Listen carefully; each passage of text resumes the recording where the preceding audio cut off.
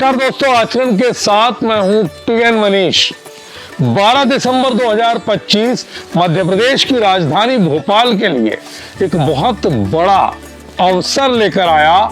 दरअसल 2 साल पूरे हो रहे हैं डॉक्टर मोहन यादव की भाजपा सरकार को।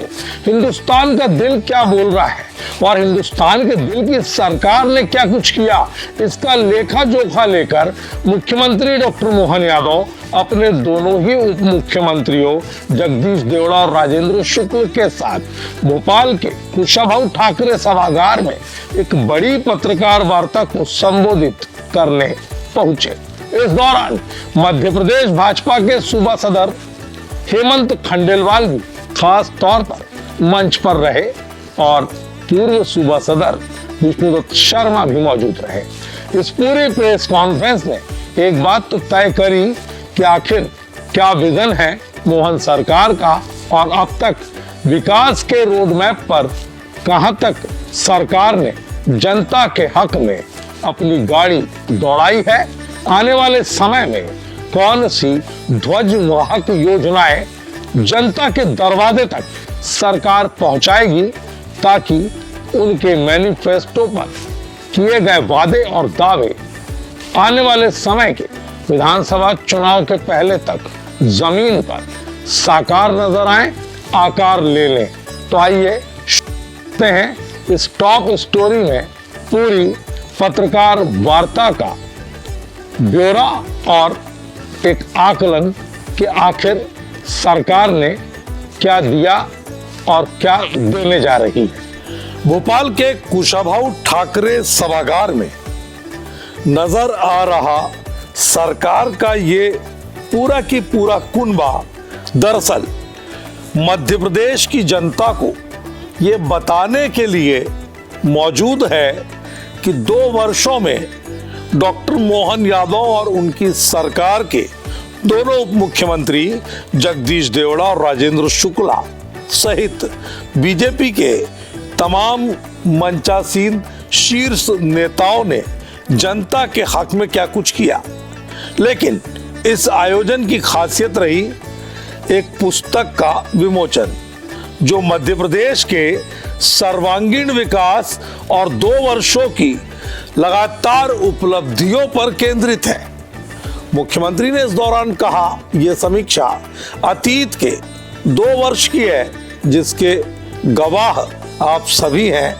सरकार गठन के बाद अलग अलग विभागों और योजनाओं में कई कार्य हुए हैं। ये हमारे आपके सबके साथ बीते हुए 2 वर्ष के जिसके आप भी साक्षी हो और शासन की योजनाओं में कमोबेश अगर हम कोई किसी वर्ग से बात करें तो सबसे पहले प्रेस के वर्ग से ही रूबरू होना पड़ता है और प्रेस के माध्यम से वो बातें समाज तक नीचे तक जाती भी है। उसी सिलसिले में यद्यपि ये सरकार के गठन के साथ जो काम किए गए हैं, विभाग भी बहुत सारे हैं, योजनाएं भी बहुत सारी है और बहुत सारी योजनाओं में बहुत सारे क्षेत्रों में काम करने का प्रयास भी किया गया। लेकिन काम को करते करते ये बात भी सही है कि समय 2 साल का लगा, लेकिन ये काम भी इतना बड़ा रहता कि 2 साल भी बहुत, अगर हम पीछे देखो तो बहुत लगते हैं, आगे देखो तो बहुत कम लगते हैं। तो ये इसीलिए हमने एक इसी के साथ पिछले मतलब इसी महीने से 2 साल की समीक्षा बीते कामों की और 3 साल के टारगेट विभागवार इस दिशा में काम करना प्रारंभ किया था और वो सिलसिला चल भी रहा, काफ़ी हद तक हो भी गया है।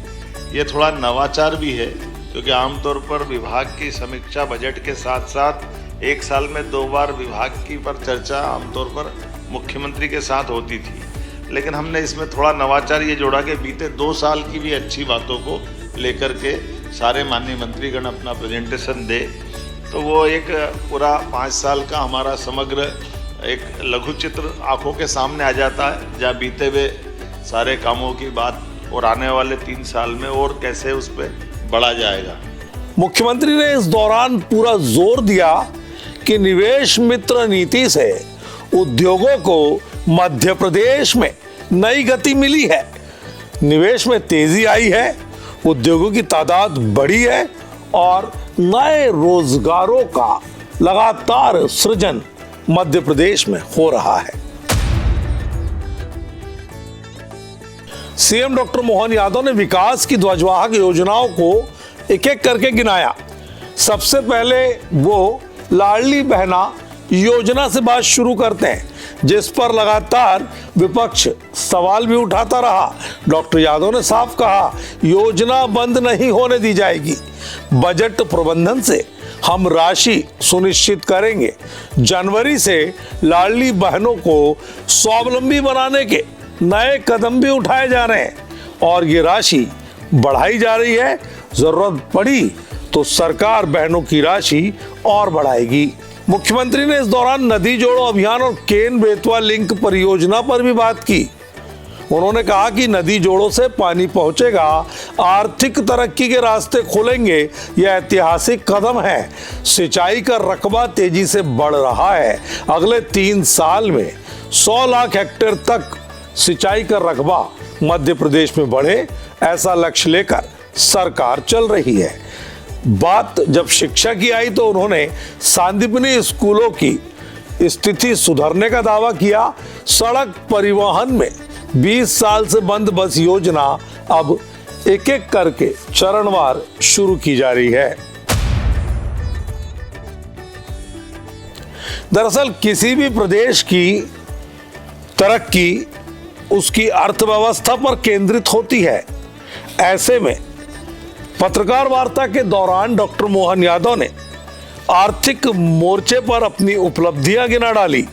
30 लाख करोड़ से ज्यादा के निवेश प्रस्ताव, 9 लाख करोड़ के उद्योगों का भूमि पूजन और 25 दिसंबर को 2 लाख करोड़ के उद्योगों के लोकार्पण का दावा किया, वो भी केंद्रीय गृह मंत्री अमित शाह की खास मौजूदगी में।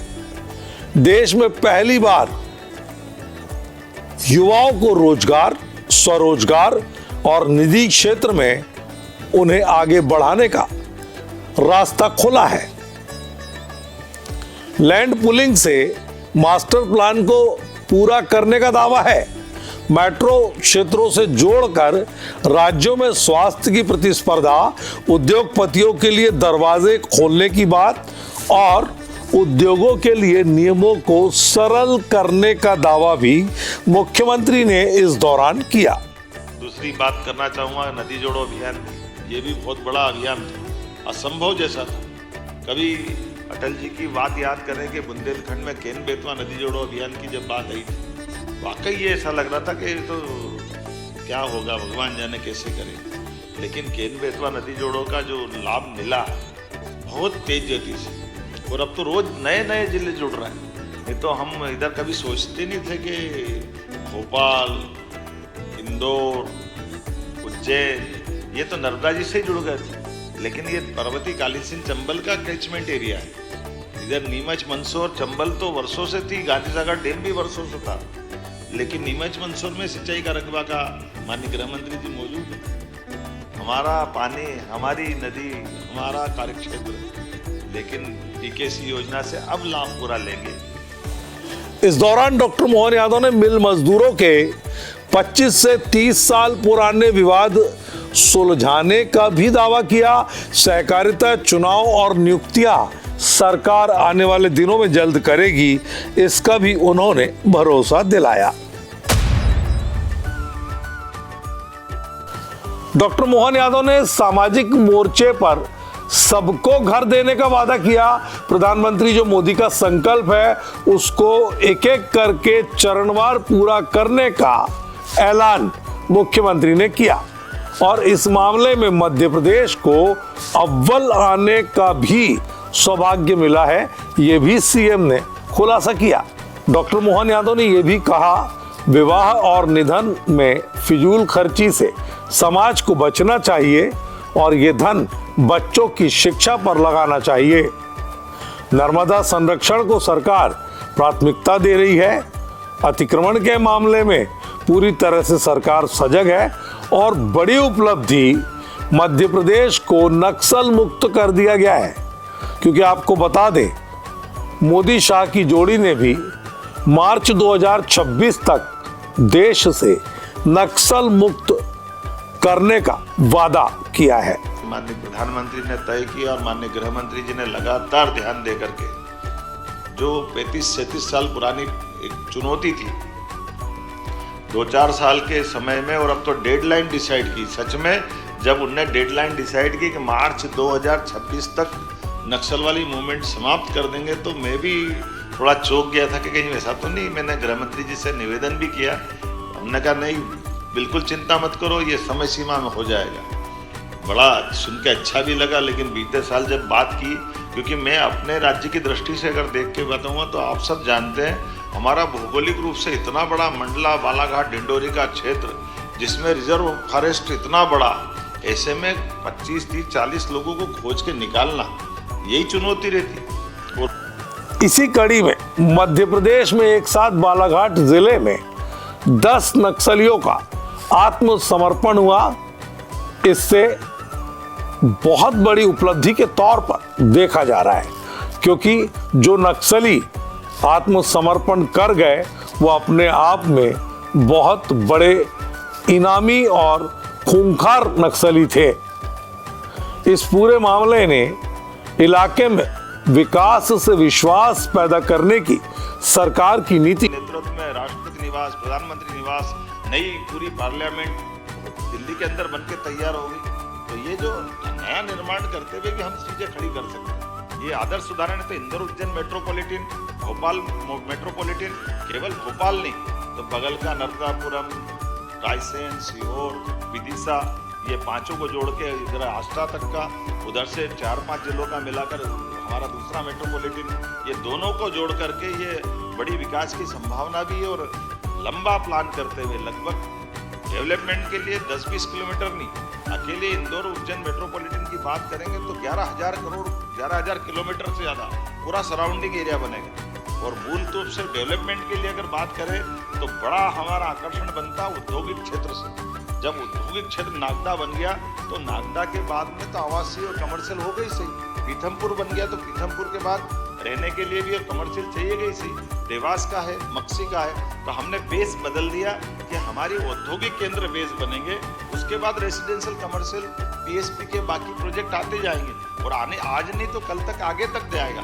इसी का परिणाम है कि इसी की बाकी कनेक्टिविटी, ग्रीन बेल्ट हमारा खास करके ये जो एक्सप्रेस हाईवे, ग्रीनफील्ड हाईवे, 4 लेन, 6 लेन, एयरपोर्ट के साथ एविएशन पॉलिसी में हमारी इंटर स्टेट और इंट्रा स्टेट ये एविएशन के प्रोजेक्ट अपने सबके सामने चल रहे हैं। ये उत्तराखंड में चलते थे 4 धाम के लिए, केदारनाथ, बद्रीनाथ, गंगोत्री, जमुनोत्री। अब तो उज्जैन ओंकारेश्वर क्यों नहीं हो सकते? वो शानदार चल रहा अपना, क्या फर्क पड़ गया?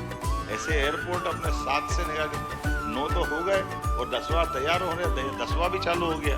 और ये तो 10 जिसको एविएशन डिपार्टमेंट ने मान लिया, बाकी सिंगरौली, रतलाम, नीमच, मंदसौर, वहाँ हमारे V200 तो उतरते ही हैं साथ के साथ, सारी हवाई पट्टियाँ चालू हो, इसमें कोई कष्ट नहीं है। आपने देखा ही है कि जब अपना स्थापना दिवस मनता है तो 1 दिन क्यों 3 दिन मनना चाहिए, तो 3 दिन मने तो अपने कलाकार आनंद के साथ हो जाए। तो जहाँ विक्रमादित्य का महानाट्य भी होता है और भगवान कृष्ण की लीलाओं को लेकर के 500 कलाकार भोपाल की, ये पहली बार हुआ। 18 पॉलिसियाँ, फिल्म निर्माण से लेकर सभी प्रकार।